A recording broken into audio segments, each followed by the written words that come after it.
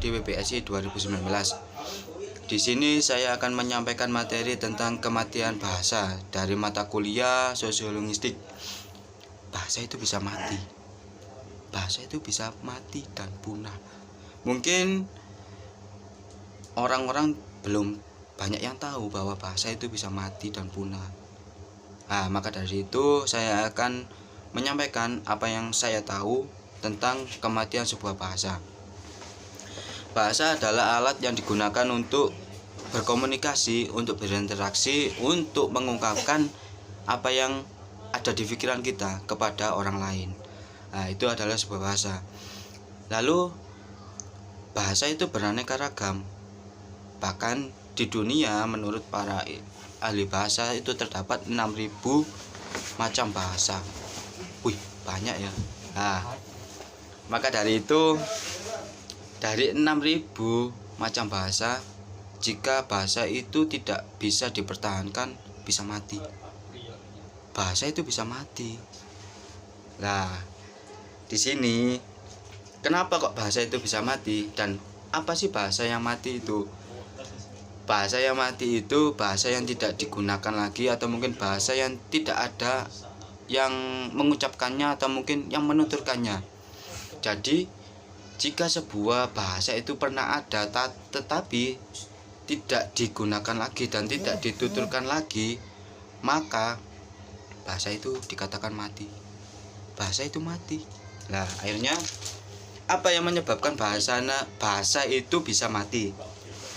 Yang pertama yaitu bencana alam, dan yang kedua yaitu peperangan dan pembasmian etnis, dan yang ketiga yaitu migrasi, dan yang keempat kebijakan politik, dan yang kelima perkawinan campur atau silang.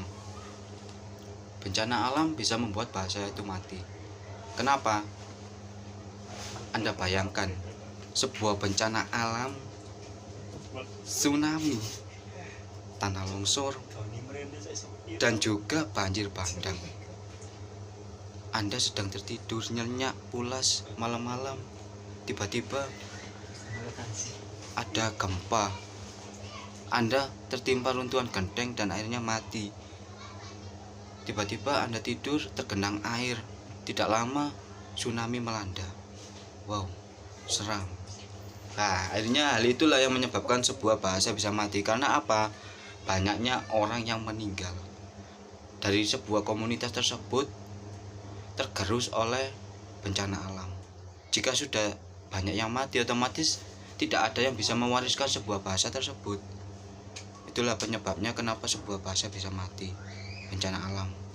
Jadi tetap jangan tinggalkan sholat ya. Karena apa? Kita tidak tahu kematian datang kapan saja. Yang kedua yaitu peperangan dan juga pembasmian etnis.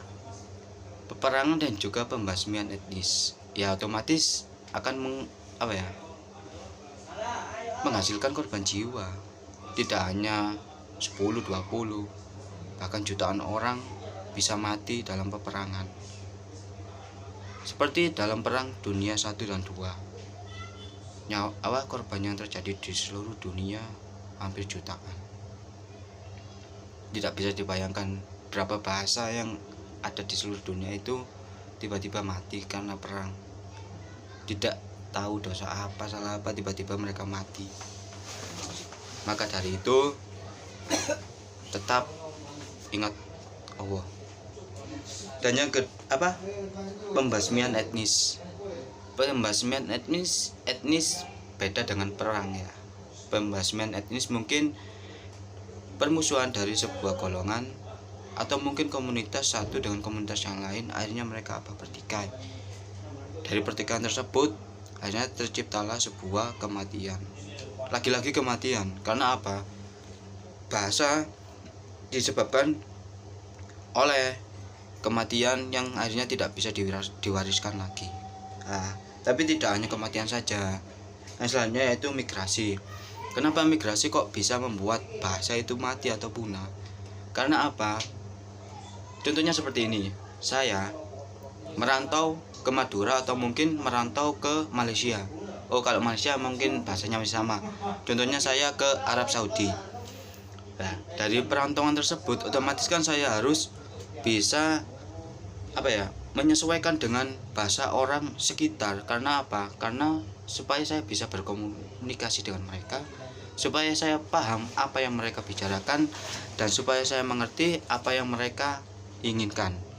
Nah, jadi migrasi bisa menyebabkan sebuah bahasa itu mati atau punah karena tidak digunakan lagi, karena penuturnya itu menggunakan bahasa baru, ya kan? Maka bahasa lama ditinggalkan. Itulah yang bisa membuat sebuah bahasa itu punah. Dan yang keempat yaitu kebijakan politik. Kenapa kok kebijakan politik bisa membuat sebuah bahasa itu punah? Karena pemerintahan tidak mesti sama, istilahnya itu tidak sama pandangannya dengan setiap warga negaranya. Contohnya di Inggris pernah ada sebuah kebijakan bahwa warganya tidak boleh menggunakan bahasa Inggris istilahnya itu bahasa Inggris, namun memiliki kayak keterikatan dengan Wales atau apa itu ya, maaf saya agak lupa. Nah, di situ akhirnya mereka harus menggunakan bahasa Inggris berdialek London, dalam artian mereka harus menggunakan bahasa tersebut.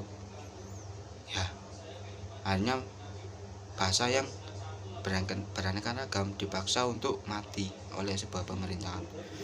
Maka dari itu kebijakan pemerintah juga dapat membuat bahasa itu mati.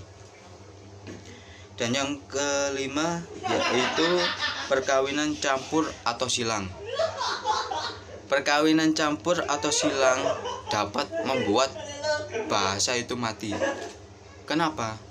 Karena perkawinan dari perbedaan suku, perbedaan ras, terutama perbedaan bahasa, itu bisa membuat sebuah bahasa itu mati.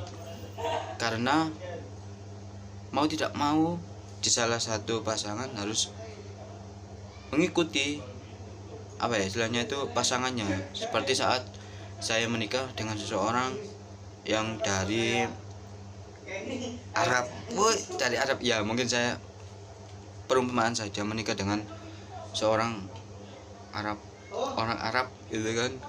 Akhirnya saya harus pindah ke Arab, dan dengan begitu saya harus menggunakan bahasa Arab untuk mengikuti istilahnya itu bahasa istri saya.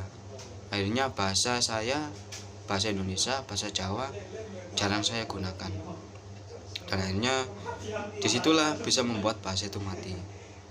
Jadi tidak semua kematian bahasa, kepunahannya bahasa itu dikarenakan karena kematian seseorang. Tidak, bisa juga dari perkawinan, imigrasi, kebijakan pemerintah yang tentunya sangat merugikan, karena bahasa adalah salah satu budaya yang harus diwariskan, yang harus dilestarikan. Karena dari keunikan bahasa itu bisa kita tahu bahwa semua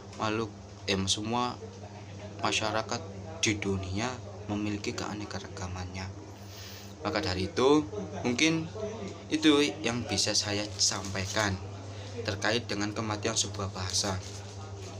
Jadi kematian sebuah bahasa disebabkan oleh bencana alam, oleh peperangan dan pembasmian etnis, dan imigrasi, kebijakan pemerintah, dan juga perkawinan silang. Mungkin itu yang bisa saya sampaikan. Bila ada salah kata, salah ucapan, mungkin salah penuturan dari saya minta maaf sebanyak-banyaknya. Saya menjelaskan dengan sebisa saya, sepemahaman saya. Ya, mungkin bisa dikoreksi lagi. Ya, silakan like dan komen jika berminat. Kalau tidak berminat ya nggak apa-apa, karena saya tidak memaksa. Tujuannya untuk apa? Kita saling belajar. Mungkin itu sekian dari saya. Wassalamualaikum warahmatullahi wabarakatuh.